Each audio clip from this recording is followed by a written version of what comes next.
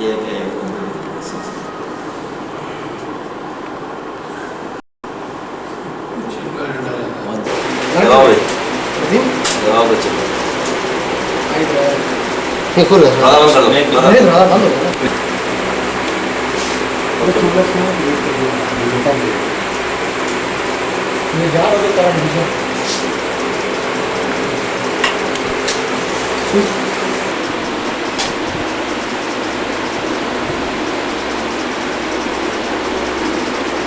ٹھیک ہے جی، بسم اللہ کریں. بسم اللہ.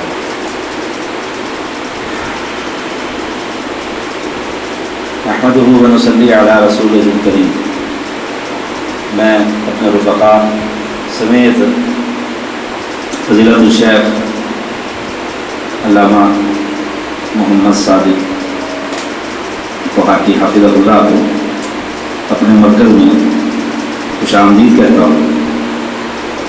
یہ ہمارا پروگرام اللہ تعالیٰ کی توفیق سے اپنے بھائی کے انٹرویو کے سلسلے میں ہے، جنہوں نے آج اللہ کی توفیق سے کتاب و سنت کی دعوت کو قبول کیا اور اس پر لبیک کہا. ہم اس پر جتنا بھی اللہ تعالیٰ کا شکر ادا کریں اتنا ہی کم ہے. اللہ تعالیٰ ہم سب کو بالخصوص ہمارے علامہ صاحب کو استقامت عطا فرمائے اور ہم سب کو اللہ تعالیٰ اس دین پر قائم رکھے. آمین. سوال ہے کہ آپ اپنا شیخ صاحب تعارف کروائیں کہ آپ نے کہاں پر تعلیم حاصل کی اور کن کن اساتذہ سے آپ نے پڑھا.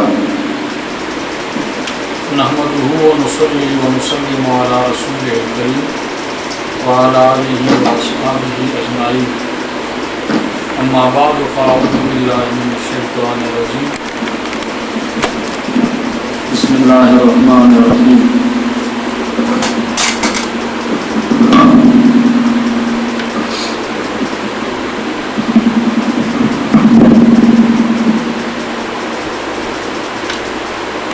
نحمدہ و نصلی و نسلم علی رسولہ الکریم وعلی آلہ واصحابہ اجمعین. اما بعد فاعوذ باللہ من الشیطان الرجیم. بسم اللہ الرحمن الرحیم. حضرت شاہ صاحب طیب الرحمان صاحب نے مجھ سے سوال کیا کہ آپ نے تعلیم کہاں کہاں حاصل کی ہے، اور اس سوال سے پہلے شاہ صاحب نے بھی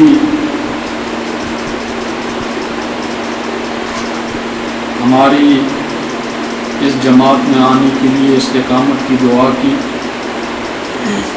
ہماری بھی اللہ رب العزت سے یہ دعا ہے کہ اللہ کریم ہمیں قرآن اور حدیث پہ صحیح صحیح عمل اور سمجھنے کی توفیق عطا فرمائے. اور ہم نے مسلک اہل حدیث کو جو قبول کیا، اس کو اللہ رب العزت اپنی بارگاہ میں قبول اور منظور فرمائے. جہاں تک میری تعلیم کا تعلق ہے، میں اصل باشندہ پاکستان کا ہوں، کسی اور ملک کا نہیں ہوں. پھر پاکستان میں سے کوہاٹ کا رہنے والا ہوں.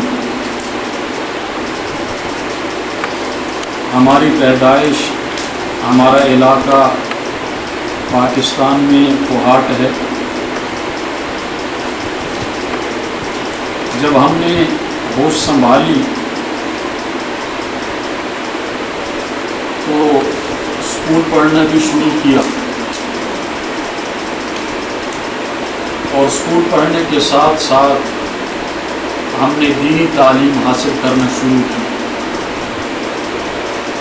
میرے سب سے پہلے استاذ مولانا عبدالقیوم قریشی صاحب تھے، جو کہ جنہوں نے دارالعلوم دیوبند میں بھی پڑھا تھا اور مفتی کفایت اللہ صاحب کے خصوصی شاگرد تھے. ان سے میں نے تقریباً 9 سال سبق پڑھا ہے. 9 سال پڑھنے کے بعد پھر میں نے اور مختلف جگہوں میں اسباق حاصل کیے. کراچی میں، گجرانوالہ میں، رحیم یار خان صاحب کباب میں، اسی طرح راولپنڈی اسلام آباد میں. تو اللہ کے فضل اور کرم سے میں نے 16 سال مسلسل تعلیم حاصل کی. یعنی یہ جو دینی علوم ہیں، قرآن، حدیث، صرف، نحو، منطق، فلسفہ، ادب، علم لغت، علم کلام، اسی طرح فقہ حنفی، اس کے حاصل کرنے میں میں نے 16 سال صرف کیے. اور شروع سے میرا تعلق جماعت اشاعت التوحید و سنت کے ساتھ تھا. آج میں نے مسلک اہل حدیث کا جو اظہار کیا اور اعلان کیا، اس سے پہلے ساری عمر میں جماعت اشاعت التوحید و سنت میں رہا. اور میں نے اس اپنی زندگی میں مختلف مناظرے کیے ہیں. بریلیوں کے ساتھ نور بشر کے میرے مناظرے ہوئے ہیں. جنازے کے بعد دعا پہ میرا مناظرہ ہوا مری میں، نیو مری میں، جس کی ویڈیو کیسٹ بھی موجود ہے. اسی طرح علم غیب کے موضوع پہ عبدالطواب اچھرگی لاہوری کے ساتھ ہوا ہے چنیوٹ کے علاقے میں، اس کی بھی ویڈیو کیسٹ موجود ہے. اس کے علاوہ جو دیوبندیوں میں حیاتی ہیں، ان حیاتیوں کے ساتھ بھی میرا حیات اور ممات کے موضوع پہ مناظرہ ہوا ہے. اسی طرح اور مناظرے بھی ہوئے ہیں. اور آپ سارے بھائیوں کو اچھی طرح معلوم ہے کہ جماعت اشاعت و توحید و سنت کے کارکن اہل حدیث والوں کو بڑا اچھا سمجھتے ہیں. بس یہ تھوڑا سا کوئی فروعی اختلاف ہے. تو میں شروع سے اہل حدیث حضرات بھائیوں کو حق پہ اور صحیح مسلک والا سمجھتا تھا. اور جماعت اشاعت التوحید و سنت میں ہونے کے باوجود بہت سارے اشاعتی اور یہ عام دیوبندی مجھے کہا کرتے تھے کہ آپ کا میلان اور رجحان یہ اہل حدیث والوں کی طرف ہے. تو آج میں نے اللہ کے فضل و کرم سے اہل حدیث حضرات کی جماعت میں واضح طور پہ اعلان کر دیا ہے اور کر رہا ہوں. اور میرا جو شروع سے نظریہ اور عقیدہ رہا ہے وہ سارے لوگوں کے سامنے ہے.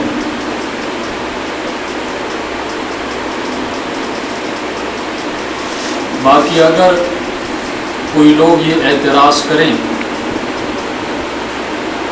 کہ پہلے آپ رفع الیدین کیوں نہیں کیا کرتے تھے یا آمین بالجہر وغیرہ کیوں نہیں کیا کرتے تھے،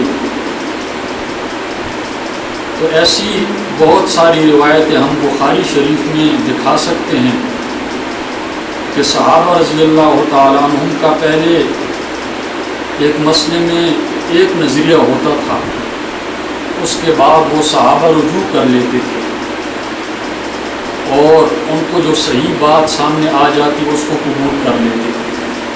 یہ صحیح بخاری میں روایتیں موجود ہیں. اور فقہ حنفی کی مشہور کتاب ہدایہ، اس میں ایسے بہت سارے مسائل ہیں کہ امام ابو حنیفہ رحمۃ اللہ علیہ نے اپنے پہلے والے مسائل سے رجوع کیا ہے. مثال کے طور پہ میں ایک مسئلہ بیان کر دیتا ہوں جرابوں پہ مسح کرنے کا۔ ہدایہ میں واضح طور پہ لکھا ہے کہ صاحبین یعنی امام ابو یوسف اور امام محمد یہ جرابوں پہ مسح کرنے کے قائل تھے، اور یہ کہا کرتے تھے کہ جرابوں پہ مسح کرنا جائز ہے۔ اور ہدایہ میں لکھا ہے کہ امام صاحب جرابوں پہ مسح کرنے کے لیے تیار نہیں تھے، اور یہ کہا کرتے تھے کہ جرابوں پہ مسح کرنا جائز نہیں۔ ساری عمر یہی کہتے رہے۔ آخری زندگی میں انہوں نے اس قول سے رجوع کر لیا تھا اور یہ کہہ دیا تھا کہ جرابوں پہ مسح کرنا جائز ہے۔ تو یعنی اپنے شاگردوں کے قول کی طرف انہوں نے رجوع کر لیا تھا۔ اور ہدایہ والے لکھتے ہیں وعلیہ الفتویٰ، اسی پہ فتویٰ ہے، یعنی یہ فقہ حنفی کی آخری کتاب ہے، فقہ کی اور بڑی معتبر کتاب ہے۔ اور یہ بات زیادہ تر بیان کی جاتی ہے کہ حنفیوں کا جو مفتہ بھی قول ہوتا ہے اسی کو حنفی لیتے ہیں، تو اسی کے متعلق ہدایہ والے لکھتے ہیں کہ یہ مفتہ بھی قول ہے، یعنی علیہ الفتویٰ، اسی پہ فتویٰ ہے کہ جرابوں پہ مسح کرنا جائز ہے۔ تو یعنی امام صاحب پوری زندگی پہلے اس بات پہ رہے ہیں کہ جرابوں پہ مسح کرنا جائز نہیں، لیکن آخر میں رجوع کر لیا تھا۔ جب ان کا سینہ اللہ نے کھول دیا تو انہوں نے صحیح بات کی طرف رجوع کر لیا۔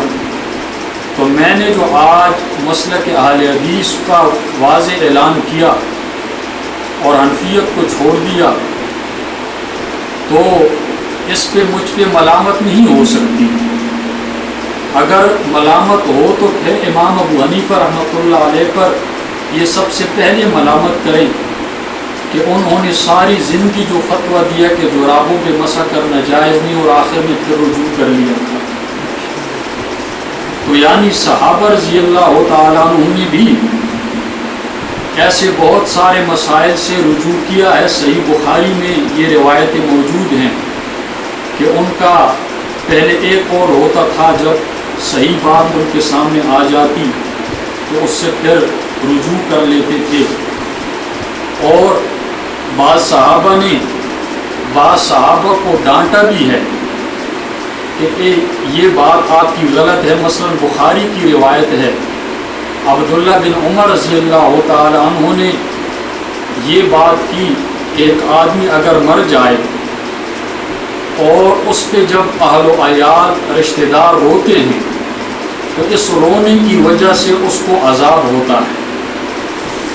تو جب عائشہ صدیقہ رضی اللہ تعالی عنہ کو یہ بات پہنچی تو عائشہ صدیقہ رضی اللہ تعالی عنہ نے فرمایا کہ یہ بات ابن عمر کی غلط ہے۔ یہ ساری روایت صحیح بخاری کی ہے، کیونکہ ایک آدمی کا اگر عقیدہ یہ نہ ہو کہ میت کے پیچھے نوحہ کرنا اور چیخے مارنا اور گریبان پھاڑنا یہ جائز ہونے کا اس کا عقیدہ نہ ہو، تو اگر اپنے طور پہ وہ رشتہ دار ہو رہے ہوں تو اس میں اس میت کا کوئی قصور نہیں ہے، تو اس کو عذاب نہیں ہو سکتا اس رونے کی وجہ سے۔ تو یعنی یہاں عائشہ صدیقہ رضی اللہ تعالی عنہ نے ابن عمر کے اس تشریح کی تردید کر دی تھی۔ سوال ہے کہ آپ نے فرمایا اشاعت التوحید و سنہ کے ساتھ اہل حدیث حضرات کا فروعی اختلاف ہے، کیا اشاعت التوحید و سنہ والے مقلد نہیں ہیں؟ تقلید کے بارے میں آپ کی کیا رائے ہے؟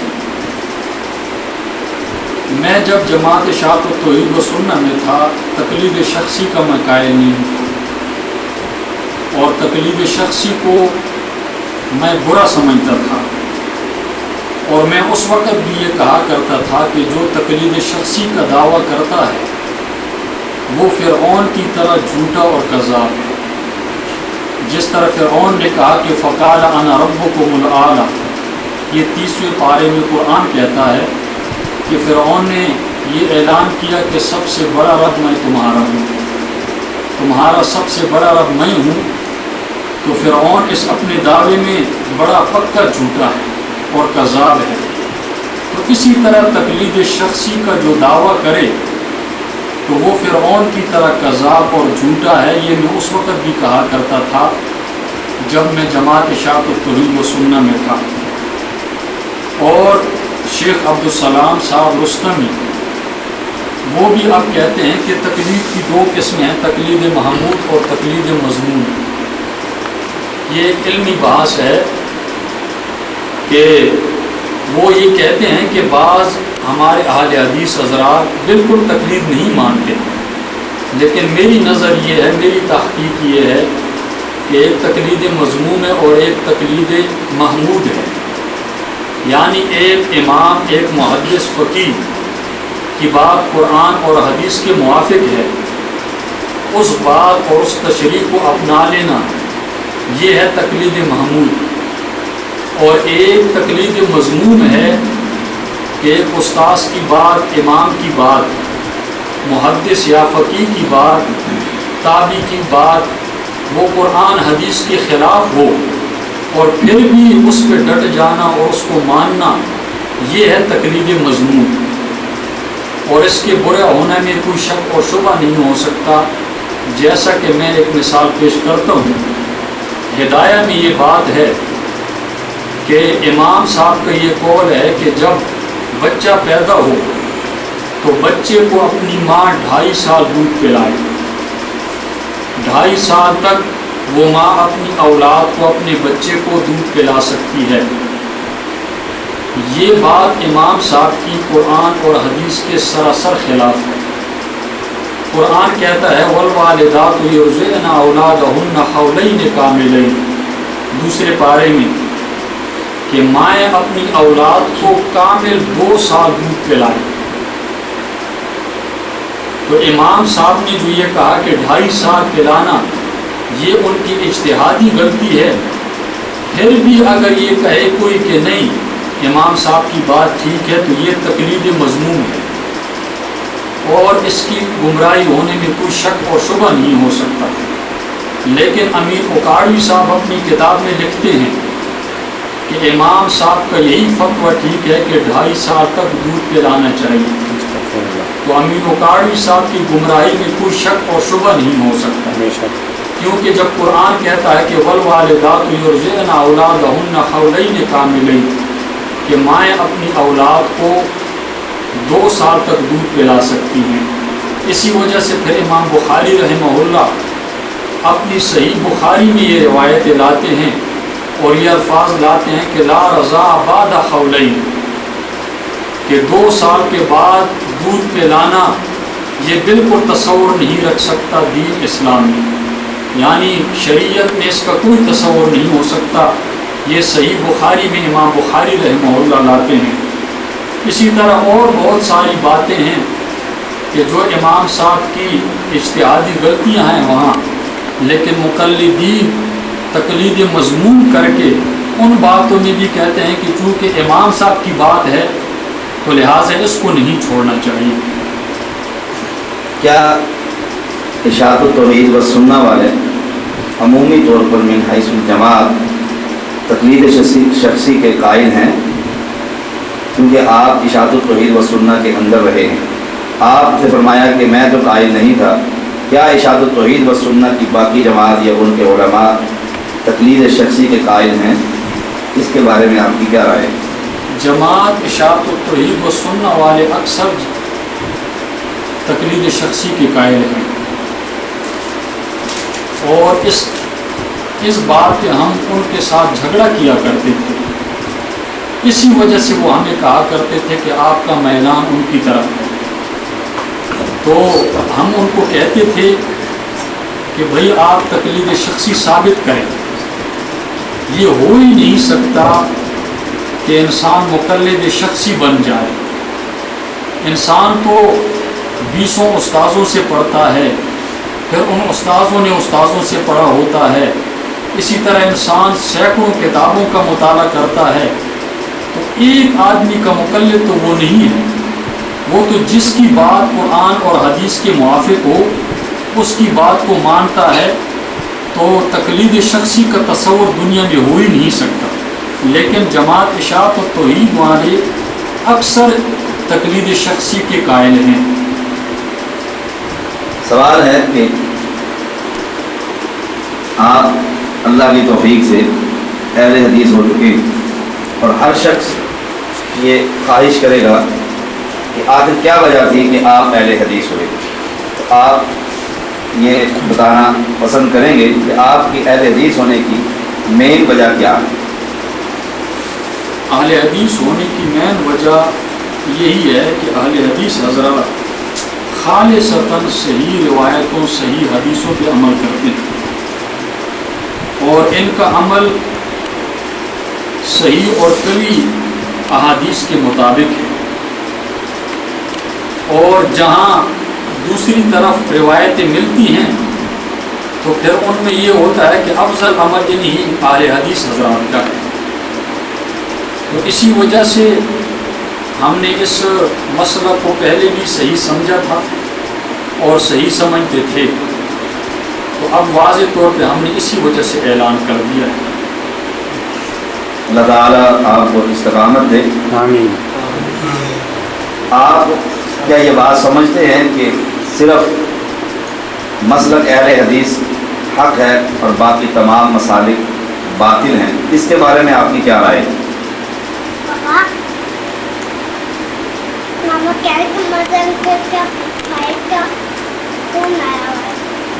اہل حدیث حضرات حق راستے والے ہیں، اور ان کا مسلک اور ان کا طور طریقہ قرآن اور حدیث کے موافق اور مطابق ہے۔ باقی جتنی جماعتیں ہیں ان کے عقائد میں دیکھا جاتا ہے اور دیکھا جائے گا کہ ان کے عقائد اگر قرآن اور حدیث کے خلاف ہوں، اور ان کے عقائد وہ عقائد جن پہ کفر اور اسلام کا دار و مدار ہے۔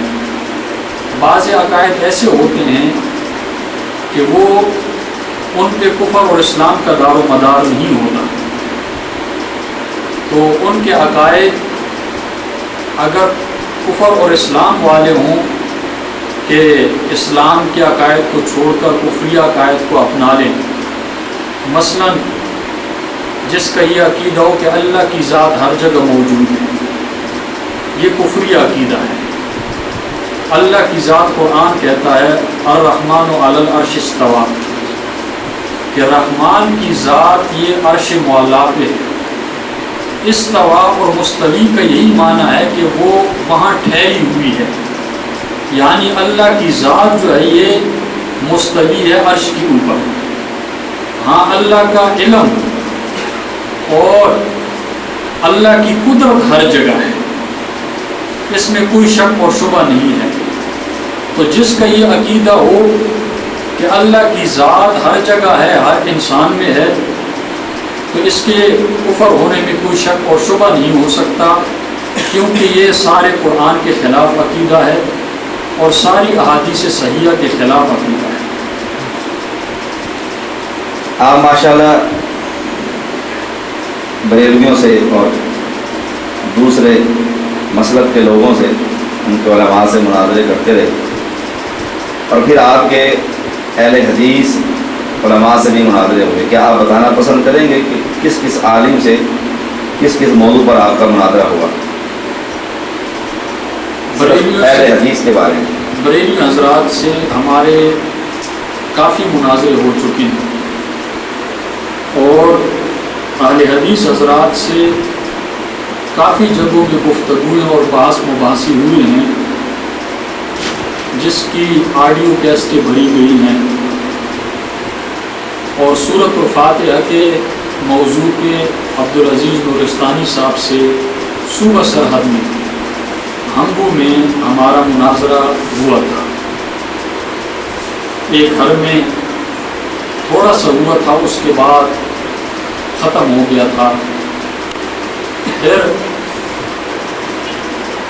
طالب الرحمان شاہ صاحب سے بھی اس موضوع پہ بات یعنی ہوئی تھی کہ مناظرہ کرنا ہے، لیکن مناظرہ پھر ہوا نہیں تھا۔ پھر یہ قریب دنوں میں 8 مئی کو اسی سن 2005 میں قاضی عبدالرشید صاحب سے مناظرہ ہوا سورۃ الفاتحہ کے موضوع پہ معراج ہوٹل میں کراچی کمپنی میں، جس کی ویڈیو بھی بھری گئی ہے۔ اس کے علاوہ اور جگہوں میں بھی اہل حدیث حضرات سے کافی گفتگو ہوئی ہیں مختلف موضوعات پہ۔ جب آپ کے اہل حدیث مناظر حضرات سے مناظرے ہوتے تھے تو دوران مناظرہ کیا آپ کو یقین ہوتا تھا کہ آپ حق پر ہیں، یا آپ کو پہلے ہی علم تھا کیونکہ آپ ماشاءاللہ فاضل اور ایک عالم اور ایک مناظر ہیں اور کافی عرصہ آپ پڑھتے پڑھاتے رہے؟ دوران مناظرہ آپ کی دل کی کیفیت جو اللہ ہی جانتا ہے اس کے بارے میں آپ بتانا پسند کریں گے کہ آپ کو یہ یقین تھا کہ اس مسئلے پر جو میں بحث کر رہا ہوں تو میں اس مسئلے پر حق پر ہوں، بالخصوص صرف جماعت اہل حدیث کے مناظروں کے ساتھ؟ آپ کی اس بارے میں کیا رائے؟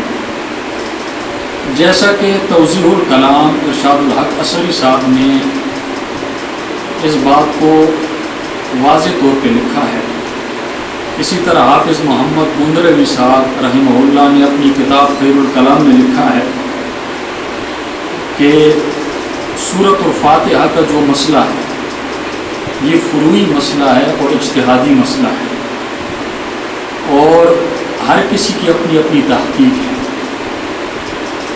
تو ہماری تحقیق یہ تھی کہ سورۃ الفاتحہ کوئی قرأت امام کی پیچھے نہیں کرنی چاہیے، جس طرح کہ اب بھی شیخ عبدالسلام صاحب رستمی کہتے رہتے ہیں اپنے بیانات میں کہ یہ فروعی اختلافی اور اجتہادی مسئلہ ہے۔ اور حافظ محمد گندلوی صاحب بڑے چوٹی کے عالم ہیں اور بڑی معتبر کتاب لکھی ہے خیر الکلام میں، انہوں نے یہ کہا ہے کہ یہ ایک تحقیقی مسئلہ ہے، ہر کسی کی اپنی اپنی نظر ہے، لیکن رفع الیدین کی جہاں تک بات ہے، میں جب اشاعت التوحید و سنہ میں بھی تھا رفع الیدین کو میں افضل سمجھتا تھا، لیکن کچھ جماعت کی باتیں ہوتی ہیں جس طرح کہ شیخ رستمی صاحب نے یہاں آ کر یہ کہا تھا کہ کچھ رکاوٹیں ہوتی ہیں کہ اس کی وجہ سے انسان اظہار نہیں کرتا، تو رفع الیدین کا مسئلہ ایک بڑا اٹل اور بڑا قوی ہے، اس وجہ سے ہر عالم سمجھتا ہے اگر وہ انصاف سے کام لے تو اس وقت بھی میرا یہی نظریہ تھا کہ رفع الیدین جو ہے یہ زیادہ اصح اور زیادہ صحیح اور قوی ہے۔ آپ کا تعلق کیونکہ آج سے قبل اشاعت التوحید و سنہ کے ساتھ تھا اور ان کے نزدیک مرد حضرات جو ہاتھ ناک پر باندھتے ہیں اور عورتیں سینے پر باندھتی ہیں، آپ کی تحقیق کیا ہے کہ کیا کوئی ایسی صحیح حدیث موجود ہے کہ رسول اللہ صلی اللہ علیہ وسلم نے فرمایا کہ عورتیں سینے پر ہاتھ باندھیں؟ اس کے بارے میں آپ کی کیا رائے؟ بخاری اور مسلم کی صحیح حدیثیں ہیں کہ نبی پاک صلی اللہ علیہ وسلم دایاں ہاتھ اپنے بائیں ہاتھ پہ رکھ لیتے تھے، اور یہ الفاظ بھی آتے ہیں کہ اپنی دائیں ذرا بائیں ذرا پہ رکھ لیتے تھے۔ تو یہ بخاری اور مسلم کی روایتیں ہیں، لیکن بخاری اور مسلم میں یہ نہیں کہ پھر ہاتھ رکھے کہاں ہیں، یہ کہیں بھی بخاری اور مسلم میں نہیں ہے، صرف اتنا ہے بخاری اور مسلم میں کہ دایاں ہاتھ بائیں ہاتھ پہ رکھ لیتے تھے۔ ہاں صحابہ کے اقوال ایسے ملتے ہیں صحیح کہ صحابہ رضی اللہ تعالی عنہم نے ناف کے اوپر رکھے اور سینے پہ رکھیں، یہ روایتیں بھی ملتی ہیں۔ تو ہماری پہلے بھی یہی تحقیق تھی کہ ناف کے اوپر ہی رکھنے چاہیے، جس طرح کہ امام نووی رحمہ اللہ نے جنہوں نے امام مسلم کے ابواب باندھے ہیں، انہوں نے یہ لکھا ہے کہ ناف کے اوپر ہاتھ باندھنے چاہیے، یعنی ناف پر نہیں نہ بلکہ ناف سے اوپر، تو سینے پہ ہوں یا سینے سے تھوڑے نیچے ہوں، تو میں ہمیشہ کے لیے جب اشاعت میں بھی میں رہا تو میں ناف کے اوپر باندھا کرتا تھا۔ تو یہی افضل ہے اور یہی بہتر ہے کہ ناف کے اوپر باندھے جائیں، خواہ وہ عورتیں ہوں یا مرد ہوں، دونوں کے لیے۔ کیا عورتوں کے لیے کوئی تخصیص آتی ہے؟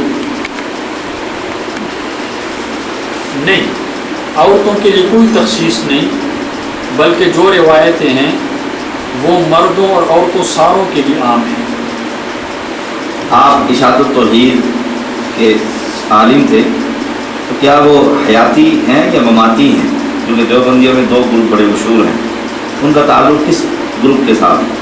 جہاں تک صوبہ سرحد کے اشاعت التوحید و سنہ والے ہیں، ان کو اس مسئلے میں اتنی تحقیق نہیں ہے کہ اصل حیات اور ممات کس چیز کا نام ہے۔ پنجاب اور سندھ کے جو حیات والے ہیں اور ممات والے ہیں، تو یہاں جماعت اشاعت التوحید و سنہ کو اس مسئلے میں بڑا عبور حاصل ہے، لیکن میں نے زیادہ عرصہ پنجاب سندھ میں گزارا ہے۔ رہنے والا میں صوبہ سرحد کا ہوں، لیکن زیادہ عرصہ میں نے صوبہ پنجاب سندھ میں گزارا ہے، تو اللہ کے فضل اور کرم سے مجھے اس مسئلے میں بڑی گہرائی میں تحقیق حاصل ہے۔ اور پنجاب میں بعض حیات والے مماتیوں کو کافر کہتے ہیں اور بہت سارے ممات والے حیاتیوں کو کافر کہتے ہیں، اور میرا عقیدہ یہی تھا ممات والا، اور یہی عقیدہ حافظ ابن حزم جو کہ بہت بڑے امام گزرے ہیں، ان کا بھی یہی عقیدہ ہے کہ جسم جو زندہ کیا جائے گا وہ قیامت کے دن زندہ کیا جائے گا۔ وہ قرآن سے دلیل دیتے ہیں ربنا امتنا اثنتین واحییتنا اثنتین، کہ جسم پہ 2 موتیں آتی ہیں اور 2 حیاتیں آتی ہیں، تو دوسری حیات جو انسان کے جسم کو حاصل ہوگی وہ قیامت کے دن حاصل ہوگی۔ اور قرآن کی وہ ایک اور آیت بھی پیش کرتے ہیں کہ کیف تکفرون باللہ وکنتم امواتا فاحیاکم ثم یمیتکم ثم یحییکم۔ تو یعنی ان کے دلائل قرآن اور حدیث کے دلائل ہیں اور کبھی ہیں، اور یہی عقیدہ میرا بھی تھا۔ اگر آپ کا عقیدہ یہ تھا تو آپ کا حیاتی دیوبندیوں کے عقائد کے بارے میں کیا خیال ہے؟ کیا ان کا عقیدہ شرکیہ تھا؟ جہاں تک حیاتی دیوبندیوں کا عقیدہ ہے تو یہ حیات اور ممات کا جو مسئلہ ہے، اس کو اگر گہری نظر سے دیکھا جائے تو یہ مسئلہ کفر اور اسلام کا نہیں ہے۔ جیسا کہ حافظ ابن حجر وہ حیات کے قائل ہیں، لیکن حافظ ابن حزم وہ ممات کے قائل ہیں، اور حافظ ابن حجر رحمہ اللہ اپنی مشہور شرح فتح الباری میں لکھتے ہیں کہ خلاف شہیر، یہ بڑا مشہور اختلاف چلا آ رہا ہے پرانا، اور مسلم کے ایک راوی ہیں ابن حبیرہ رحمہ اللہ، وہ بھی ممات کے قائل ہیں۔ تو یعنی یہ مسئلہ جو ہے یہ کفر اور اسلام کا مسئلہ نہیں، لیکن قرآن اور حدیث کے زیادہ قریب یہ ممات کا مسئلہ ہے، تو اس وجہ سے ہم نے اس کو قبول کیا۔ لیکن بہت سارے حیاتیوں کا، صوفیوں کا یہ عقیدہ ہے کہ اللہ کی ذات انسان کے ذات کے اندر ہے، اور تمام ذاتوں میں مثلا بلی، اسی طرح اور جانورات، اسی طرح اور چیزیں، وہاں بھی اللہ کی ذات موجود ہے۔ تو یہ عقیدہ جو ہے یہ کفریہ ہے۔ آپ کا ایسے علماء کے بارے میں کیا رائے ہے جو یہ عقیدہ رکھتے ہیں، جو عقیدہ مولانا خلیل احمد سہانپوری کی کتاب المحند میں ہے، اس میں قبروں کی زیارتیں، قبروں سے مانگنا، مردوں سے فیض، روحوں سے امداد مانگنا، اور یہ عقیدہ کہ اللہ عرش پر نہیں ہے، اللہ کی ذات اور بالخصوص روحیں آ کر ان کو فیض دیتی ہیں اور ان کے دل روشن ہوتے ہیں، اس کے بارے میں آپ ایسے علماء جنہوں نے باقاعدہ اس کتاب پر دستخط کیے ہیں، یہ عقائد اور ان کے بارے میں آپ کی کیا رائے ہے؟ جہاں تک روحوں کا واپس آنا ہے، یہ کفری عقیدہ ہے، یہ تو ان کی معتبر فقہ کی کتاب بحر الرائق میں بھی لکھا ہوا ہے کہ من قال ارواح المشائخ حاضرۃ تعلم یکفر، کہ جس کا یہ عقیدہ ہو کہ مشائخ کی روحیں، شیخوں کی روحیں واپس آتی ہیں اور وہ پھرتی رہتی ہیں اور سارے حالات کو وہ جانتی ہیں، یکفر و اس کی تکفیر کی گئی ہے، یعنی اس کو کافر کہا گیا ہے۔ اور یہ بحر الرائق یہ علماء دیوبند کی مسلم کتاب ہے، یعنی اس کو یہ تسلیم کرتے ہیں اور معتبر تسلیم کرتے ہیں۔ اور جب حاضر ناظر پہ کسی دیوبندی کا مناظرہ ہوتا ہے بریلوی کے ساتھ تو یہ عبارت پیش کرتے رہتے ہیں۔ تو اگر یہ عقیدہ ہو کہ روحوں سے فیض حاصل کرنا اور روحیں آتی رہتی ہیں تو یہ تو بحر الرائق میں بھی لکھا ہوا ہے کہ وہ شخص کافر ہے۔ اللہ کا دین کسی کا محتاج نہیں ہے، اور کائنات میں سب سے زیادہ عزت والی ذات اللہ کی ذات ہے۔ سوال ہے کہ ہمارے بر صغیر کے علماء ہیں ان میں سے اکثریت وحدت الوجود کے قائل تھے، جن میں انور شاہ کاشمیری، مولانا محمد ذکریہ امیر جماعت تبلیغ، اشرف علی تھانوی، جیسے کہ ان کی کتاب ارواح ثلاثہ جس کا میں نے بھی پردہ اٹھایا ہے اور ان کے عقائد جو وحدت الوجود کے تھے ان کو بیان کیا ہے اور اس پر کتاب و سنت سے دلائل دیے ہیں، وہ پکے صوفی تھے۔ اور انور شاہ صاحب نے تو فیض الباری میں بھی اس کا ذکر کیا ہے، مولانا ذکریہ نے فضائل صدقات میں اس عقیدے کی بھرمار کی ہے، اشرف علی تھانوی نے امداد المشتاق میں، اور امداد اللہ مہاجر مکی نے شمائم امدادیہ میں بہت کچھ یہ عقائد لکھے ہیں۔ یہ عقائد کہ اللہ انسان میں داخل ہو جاتا ہے، فنا فی اللہ اور فنا فی الشیخ کے عقائد، اور ہر شے ان کو رب نظر آتی ہے، ان لوگوں کے یہ عقائد تھے۔ اور کئی ایسے لوگ بھی جو جہاد کے قائل تھے، ان کی کتابیں جیسے شاہ اسماعیل شہید جو معروف ہیں کہ وہ اہل حدیثوں کے عالم تھے اور دیوبندی حضرات کہتے ہیں کہ وہ ہمارے عالم تھے، ان کی صراط مستقیم میں بھی روحوں سے پھیل کر اس قسم کا تذکرہ ملتا ہے۔ کیا یہ لوگ صحیح عقیدے کے مالک تھے، مواحد تھے، یا ان کا عقیدہ شرکیہ تھا؟ اس کے بارے میں آپ کی کیا رائے ہے؟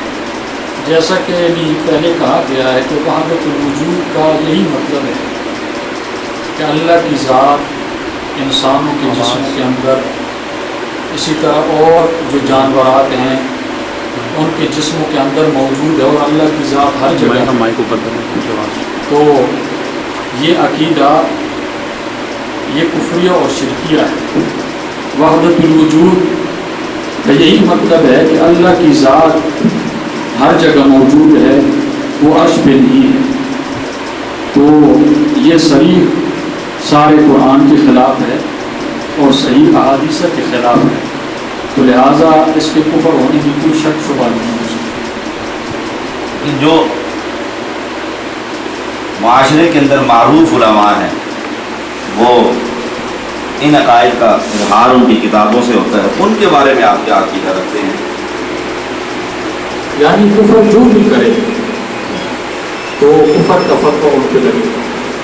کفر جو بھی کرے گا تو عقائد کی گندگی جس میں بھی پائی جائے گی وہ اللہ کے ہاں مجرم ہوگا۔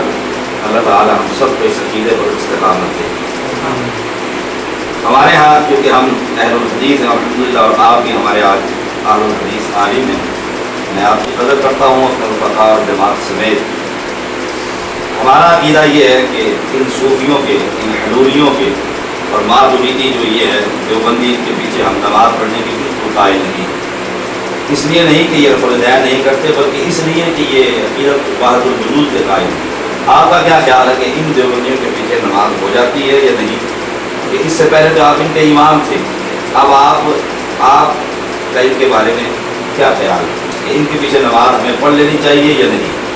بالخصوص جو یہ ہمارے معاشرے کے اندر دیوبندی حضرات جو اپنے آپ کو مواہب کہتے ہیں، جن کا یہ یعنی غروری عقیدہ ہو اور یہ عقیدہ ہو کہ اللہ کی ذات ہر ذات کی موجود کی ہوئی ہے، تو ایسے کے پیچھے کوئی نماز نہیں پڑھنی چاہیے۔ قرآن کہتا ہے اولئک حبطت اعمالهم، ان کے سارے اعمال ضائع ہیں، بلکہ ان کی اپنی نماز نہیں ہوتی تو پیچھے پڑھنے والوں کی کہاں ہو۔ ہمارے پاس ہماری اس مجلس میں بڑے قریبی بھائی مرسلین بھائی موجود ہیں جو اپنے چند ساتھیوں کے ساتھ یونس نعمانی کے پاس گئے، جو ایک شاہد وحید و سنہ کا جہاں پر جنگی پہاڑ کہا جاتا ہے، اور اس کے ہمارے لوگ ہیں۔ جی شاہ صاحب ٹھیک ہے، سوال کریں۔ ان کے سامنے یونس نعمانی جو ایک بہت بڑے عالم ہیں شہادت توحید و سنہ کے، ان کے سامنے ہمارے اس مسلم بھائی نے جا کر سوال کرنے کی کوشش کی، اور سوال یہی صوفیوں کے بارے میں تھے۔ تو انہوں نے دو ٹوک الفاظ میں کہا کہ جو عقائد بریلوی جماعت کے ہیں، جو عقائد مولانا ذکریہ کے فضائل صدقات اور اعمال میں ہیں، وہی عقائد ہی میرے ہیں۔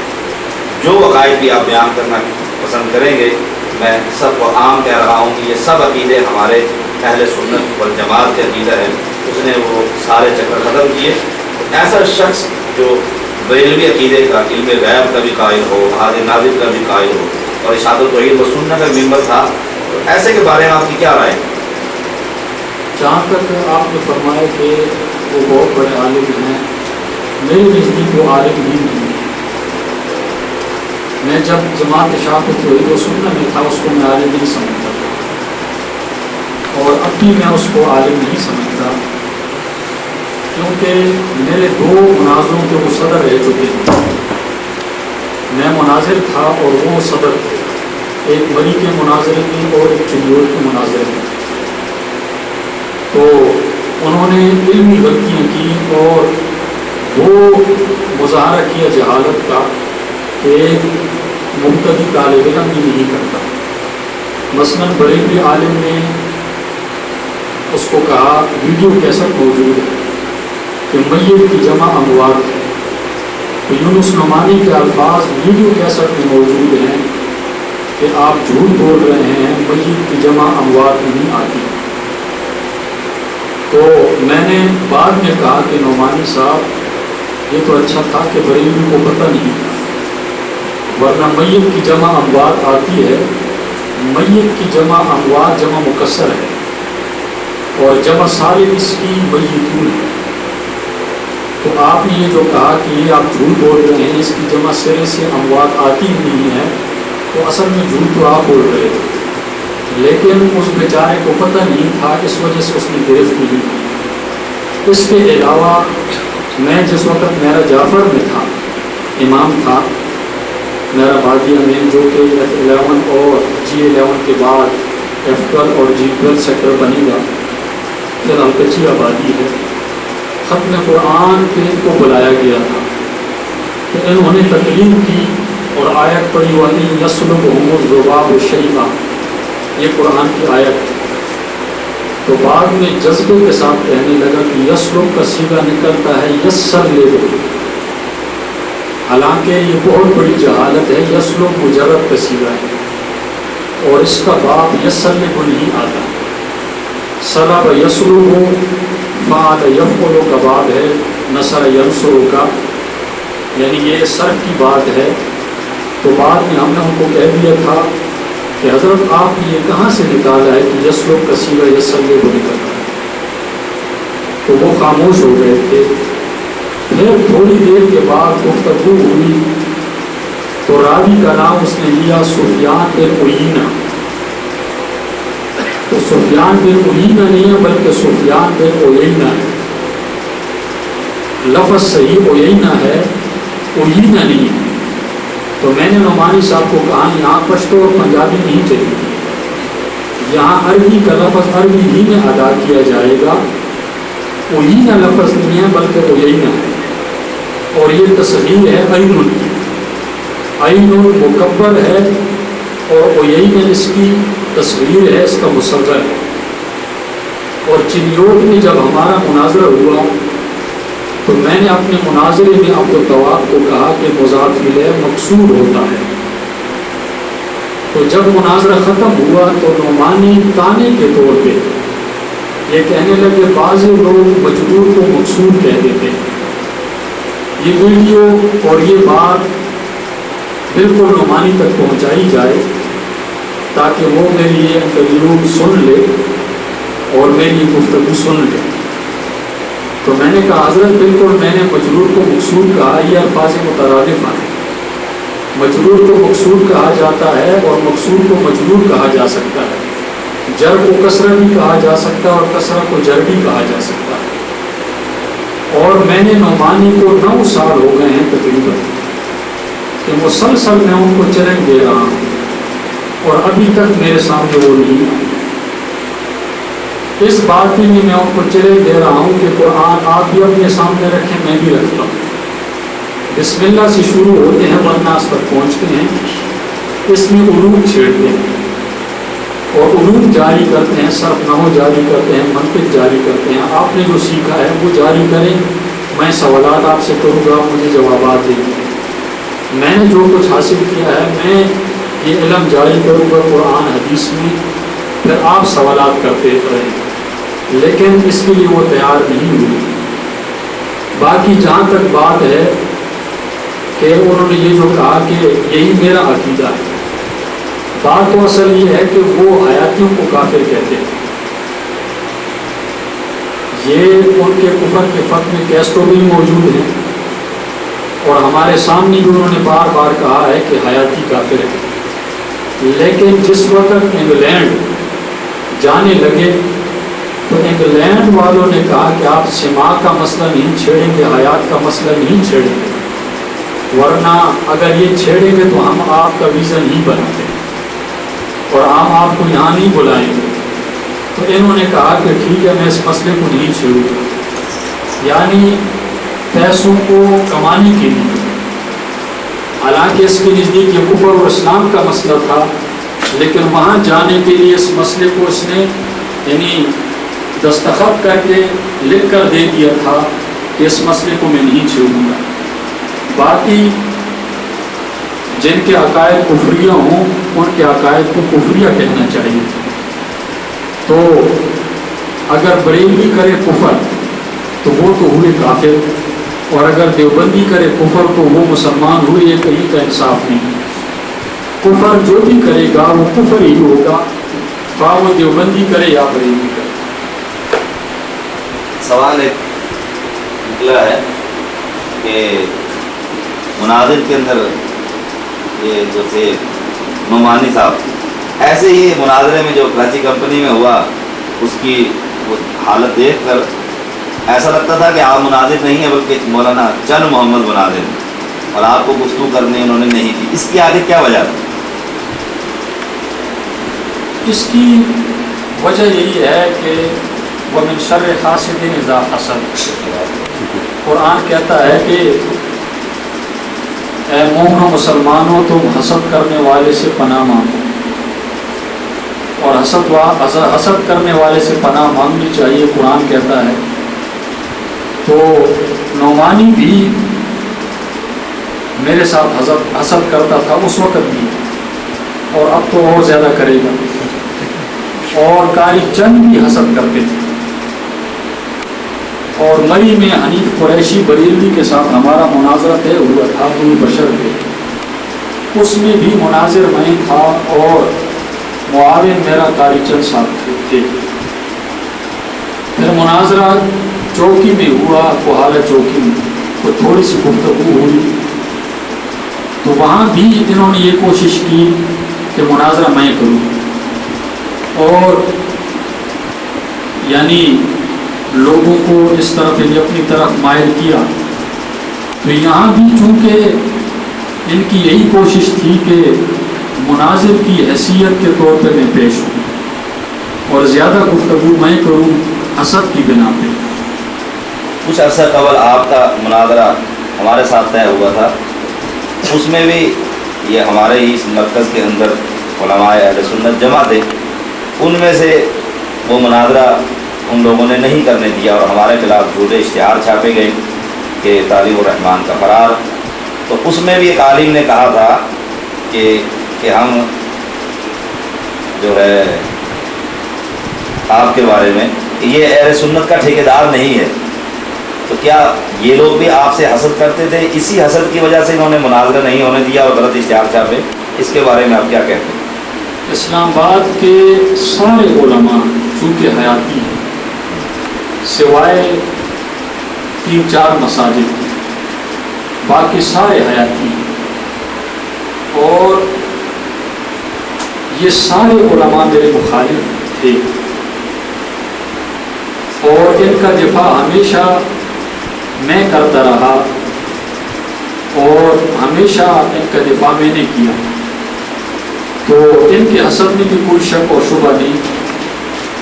اسی وجہ سے ان کی کوشش تھی کہ یہ اسلام آباد سے چلے جائیں، یعنی مکمل طور پہ یہاں یہ نہ ٹکے، لیکن جہاں پھنس جاتے تو پھر مجھے بلاتے۔ تو یعنی یہاں کے سارے حیاتی علماء مجھ سے حسد کرتے تھے، کسی بنا پہ انہوں نے یہ نہ چاہا کہ مناظرہ ہو۔ سوال ہے کہ آج اللہ تعالیٰ کی خاص توفیق سے آپ نے سید طیب الرحمان زیدی کے سامنے نجی محفل میں، جس میں آپ اور آپ کے ایک بڑے عزیز شاگرد اسداللہ اور ایک عمرید خان صاحب جو حدیث تھے، یہ 4 بھائی ہم جمع تھے اور ہم نے ایک علاقے میں بیٹھ کر ایک مجلس کی، وہاں پر آپ نے طیب الرحمان زیدی کے سامنے اہل حدیث ہونے کا اقرار کیا کہ میں ذہنی طور پر پہلے بھی تھا، اظہار کر رہا ہوں۔ کیا کہیں سید طیب الرحمان نے آپ کو کوئی خاص لالچ دیا تھا؟ کیونکہ مخالفین یہ کہیں گے کہ پتہ نہیں کیا لیا ہے اور کیا نہیں، اس کے بارے میں آپ کی کیا رائے ہے؟ نہیں، انہوں نے کوئی لالچ مجھے نہیں دی، بلکہ انہوں نے یہ کہا کہ ہم چونکہ دینی بھائی بن رہے ہیں اور اسلامی بھائی کا رشتہ ہمارا ہو رہا ہے، تو ہم اکٹھے ہو کر اسلام کی خدمت کریں گے، دین کی خدمت کریں گے، اور جو تکلیف گوہاٹی پہ آئے گی اس تکلیف میں ہم یعنی اس کے ساتھ شریک ہوں گے اور اس کو دفع کریں گے، اس کو ختم کریں گے۔ اسی طرح ہماری طرف سے جتنی قربانی، جتنی طاقت اللہ نے ہم نے رکھی ہے، تو ہم بھی سارے اہل حدیث حضرات کی مدد کے ساتھ شانہ بشانہ چلنے کے لیے تیار ہیں اور آپس میں اکٹھے ہو کر دین کی خدمت کریں گے۔ کوئی لالچ اور کوئی تمہ ہمیں انہوں نے نہیں کیا۔ اللہ تعالیٰ آپ کو جزائے خیر دے۔ ایک سوال بڑا عجیب سا ہے، ہم بات سے سوال کرتے ہیں۔ ابراہیم علیہ السلام نے اللہ تعالیٰ سے سوال کیا تھا کہ یہ پرندے کیسے زندہ ہوں گے، اس کا تیسرے پارے میں ذکر آتا ہے۔ تو اللہ تعالیٰ نے پوچھا کہ تمہیں یقین نہیں ہے؟ انہوں نے کہا تھا کہ تطمئن قلبی، کہ اپنے دل کے اطمینان کے لیے، اور اللہ نے پھر وہ پرندوں کی ساری وہ مسئلہ اللہ کے قرآن میں بیان ہوا۔ ہم ایک سوال کرتے ہیں معذرت کے ساتھ کہ آپ ہمارے یقین کے لیے یہ قسم کھانے کے لیے تیار ہیں کہ اگر میں دوبارہ دیوبندی بنا اور مسئلہ کہہ کے اس کو چھوڑا تو میری بیوی کو 3 طلاقیں وہ ہمیشہ کے لیے مجھ پر حرام ہے، کیونکہ اس سے پہلے احمد سعید ملتانی کے بیٹے نے مسئلہ قبول کر کے مسئلہ کو چھوڑ دیا تھا۔ اس کے بارے میں آپ کیا کہنا پسند کریں گے؟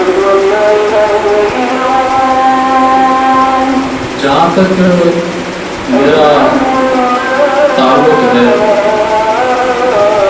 وہ آپ دیکھ رہے ہیں، اور میں نے آپ کو واضح طور پہ یہ کہہ دیا ہے کہ میں جس وقت جماعت اشاعت التوحید سنہ میں تھا تو اس وقت بھی میں اسی کو ترجیح دیا، باقی جہاں تک تنظیم کی بات ہے تو ہم اللہ سے دعا مانگتے ہیں کہ اللہ ہمیں کسی تنظیم اہل حدیث حضرات میں رکھے اور اللہ ہمیں اس پہ استقامت نصیب دے کرے. لیکن اگر ایک آدمی تنہا